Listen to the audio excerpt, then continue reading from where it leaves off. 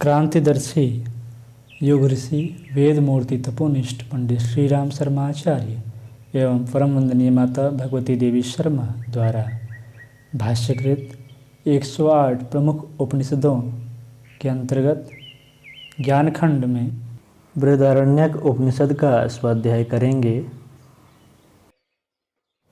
तृतीयं ब्राह्मणम, तृतीय ब्राह्मण के प्रथम मंत्र में उपनिषद के ऋषि लिखते हैं, जो महत्ता प्राप्त करना चाहता हो वह आदित्य के उत्तरायण होने पर शुक्ल पक्ष के प्रारंभ में 12 दिन के अंदर किसी शुभ तिथि में उपसद व्रती अर्थात पयोव्रती होकर गूढ़र काष्ठ से निर्मित कटोरे या चम्मच में सर्वौषधि और फल आदि को एकत्र करके यज्ञ वेदी का परिसमूहन अर्थात सफाई और उपलेपन अर्थात लिपाई संपन्न करे। तदुपरांत अग्नि स्थापन करे और वेदी के चारों ओर कुश आसन बिछाकर गृह सूत्र से में वर्णित पद्धति से घृत को संस्कारित करके जिसका नाम पुरुषवाची हो, उस नक्षत्र अर्थात हस्त पुष्य आदि नक्षत्र में मंथ अर्थात औषधियों का मिश्रित रूप को शोभा के बीच में रखकर आहुति प्रदान करे।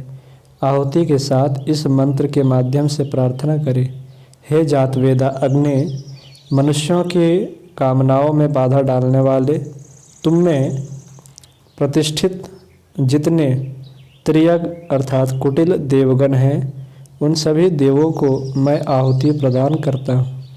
वे सभी तृप्त होकर मेरी कामनाओं को पूर्ण करें। इन देवताओं के अतिरिक्त जो तिष्ठी कुटिल देवियाँ हैं, उनको भी मैं घृताहुति प्रदान करता हूँ, वे भी मेरी कामनाओं को पूर्ण करें।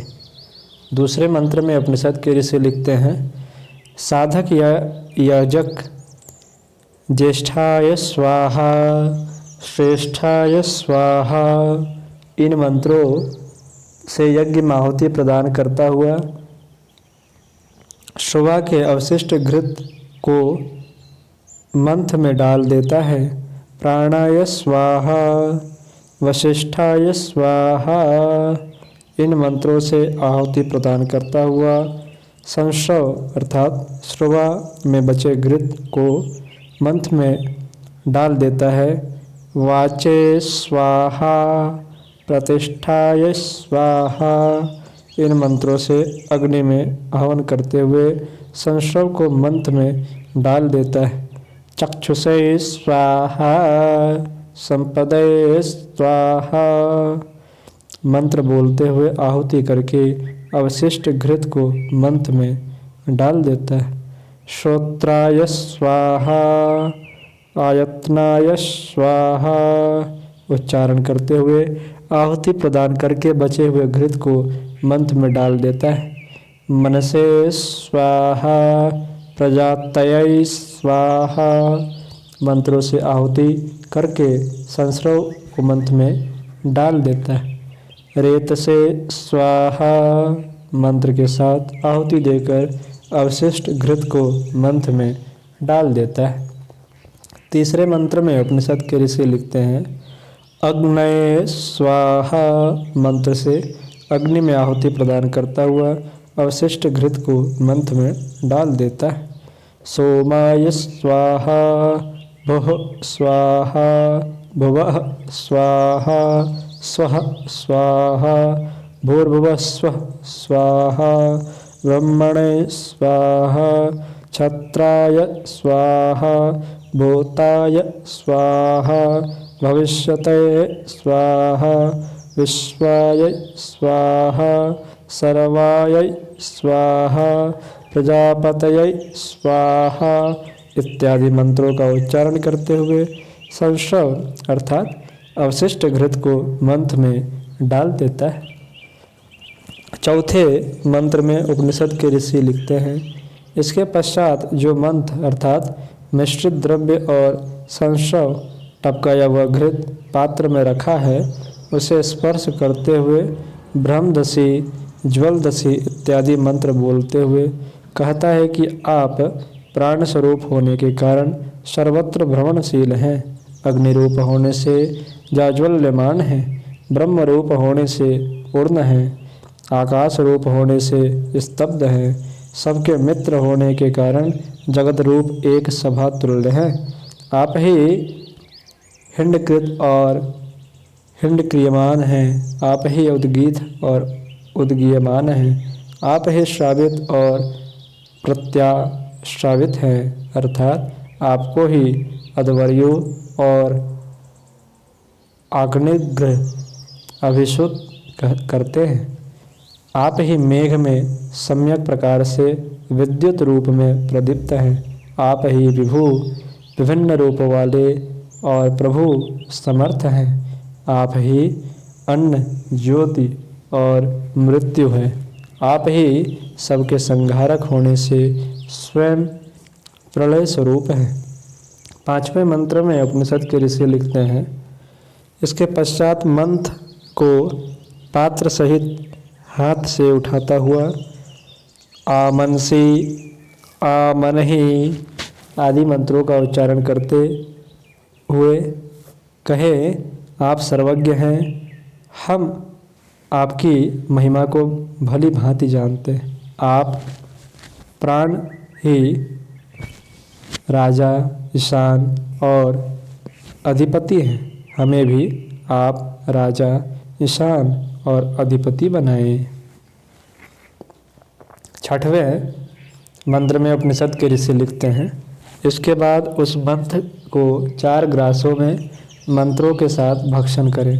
पहले तत्सवितुर्वरेण्यम आदि प्रथम मंत्र का उच्चारण करें, जिसका अर्थ है सविता के उस वरेण्य अर्थात वर्ण करने योग्य पद का मैं ध्यान करता हूँ। मधुवातारितायते, मधु वायु मधुर होकर बह रही है। मदः चरन्ति सिन्धवः, नदियाँ मधुरस प्रवाहित कर रही हैं। माधविर्नः सनत औषधिः, अर्थात औषधियाँ हमारे लिए मधुर हों। इसके पश्चात बहु स्वाहा कहकर मंत्र का प्रथम ग्रास ग्रहण करें। इसके उपरांत भर्गो देवस्य धीमहि, इस हम सविता के पापनाशक दिव्य तेज को धारण करते हैं। मधुनक्तमोतोषसो, अर्थात रात्रि और दिवस मधुर हो। मधुमत्पार्थिव रजः, पृथ्वी के रजकण मधुर हो। मधुद्योरस्तु नः पिता, अर्थात पिता देवलोक हमारे लिए मधुर हो। इतना बोलकर भुवः स्वाहा मंत्र के साथ मंत्र का द्वितीय ग्रास ग्रहण करें। तब धियो यो नः प्रचोदयात्, वे सविता देवता हमारी बुद्धि को सन्मार्ग में प्रेरित करे। मधु मन्नो वनस्पति है, वनस्पति हमारे निमित्त अर्थात सोममय हो। मधुमा अस्तु सूर्यः, अर्थात सूर्य हमारे लिए मधुर हो। माधविर्गावो भवन्तु नः, अर्थात गौवें मधुर दुग्ध प्रदात्री हों। स्वाहा स्वाहा उच्चारण करके मंत्र का तृतीय ग्रास भक्षण करें। इसके पश्चात संपूर्ण सावित्री मंत्र का उच्चारण करके फिर अहम एवेद सर्वभूयाशम, अर्थात मैं ही सब कुछ हो जाऊं कहकर भूर्भुवः स्वः स्वाहा मंत्र के साथ समस्त मंत्र का अवशिष्ट चौथा ग्रास ग्रहण करें। इसके पश्चात हस्त प्रक्षालन करके वेदी के पृष्ठ अर्थात पश्चिम भाग में पूर्वाभिमुख होकर शयन करें। फिर प्रातःकाल सूर्योपस्थान करते हुए कहें, आप समस्त दिशाओं रूपी पंखुड़ियों के अष्ट रूप कमल हैं, मैं भी मनुष्यों में कमल तुल्य हूँ। इसके पश्चात उसी मार्ग से वापस लौटकर अग्नि अर्थात वेदी के पश्चिम और बैठकर अगले मंत्र वंश को जपे। 7वें मंत्र में उपनिषद के ऋषि लिखते हैं, इस मंत्र प्रक्रिया अर्थात विशिष्ट हवन पद्धति का उपदेश अरुण पुत्र उद्दालक ने वाजस ने याज्ञवल्क्य को करते समय कहा था कि इस मंत्र को यदि कोई सिंचन के लिए पूरी तरह सूखे वृक्ष पर डाल देगा तो उसमें से कोपलें फूटकर शाखाएं निकल आएंगी। 8वें मंत्र में उपनिषद के ऋषि लिखते हैं, इस मंत्र का उपदेश वाजस ने याज्ञवल्क्य ने अपने शिष्य मधुक पैंगय को करते हुए कहा था, यदि कोई सिंचन के निमित्त सूखे वृक्ष पर भी इस मंत्र को डालेगा तो उसमें नए पत्ते व शाखाएं प्रस्फुटित हो जाएंगी। 9वें मंत्र में उपनिषद के ऋषि लिखते हैं, मधुक पैंगई ने अपने शिष्य भागवती चूल के प्रति इस मंत्र का उपदेश करते हुए कहा था कि यदि कोई सींचने के लिए ठूंठ वृक्ष पर भी इस मंत्र को डालेगा तो उसमें से पत्ते फूट पड़ेंगे और शाखाएं प्रस्फुटित हो जाएंगी। 10वें मंत्र में उपनिषद के ऋषि लिखते हैं, भागवती चूल ने अपने शिष्य जानकी आजथुन के प्रति उपदेश करते हुए इस मंत्र के विषय में कहा था, यदि कोई सिंचन के लिए बिल्कुल शुष्क वृक्ष पर इसे अर्थात मंत्र को डालेगा तो उसमें से पत्ते व शाखाएं प्रस्फुटित हो जाएंगे। 11वें मंत्र में उपनिषद के ऋषि लिखते हैं, जानकी आयस्थुन ने सतकाम जावाल के प्रति इस मंत्र का उपदेश करते हुए कहा था, यदि कोई सींचने हेतु सूखे वृक्ष पर इस मंत्र को डालेगा तो उसमें कोपलें और शाखाएं निकल आएंगी। 12वें मंत्र में उपनिषद के ऋषि लिखते हैं, इस मंत्र का उपदेश सतकाम जावाल ने अपने अंतेवासी अर्थात आश्रमवासी शिष्यों के प्रति किया था और कहा था कि यदि कोई सींचने के लिए शुष्क वृक्ष पर भी इसको डाल देगा तो वह कोपल और शाखाओं से युक्त हो जाएगा। यह मंत्र विधि अपुत्र और अशिष्य को नहीं बतानी चाहिए। 13वें और तृतीय ब्राह्मण के अंतिम मंत्र में उपनिषद के ऋषि लिखते हैं, यह मंत्र कर्म 4 औदुंबर काष्ठ के बने पात्रों द्वारा संपन्न होता है। ये 4 पात्र शोभा, चमस, समिधा, उपमंथनी और इद्म अर्थात समिधा है। इसमें 10 प्रकार के ग्रामीण धान्य प्रयुक्त होते हैं। यह धान्य व्रीहि अर्थात धान, यव अर्थात जौ, तिल, माश अर्थात उड़द, अणु अर्थात शावा, प्रियंगु अर्थात कांगनी, गोधूम अर्थात गेहूँ, मसूर, खल्व एक प्रकार का धान और खलकुल अर्थात कुल्थी है। इन सभी को पीसकर मधु और घृत डालकर आहुति दी जाती है। आज की कक्षा में इतना ही। अगली चर्चा हम लोग अगली कक्षाओं में करेंगे।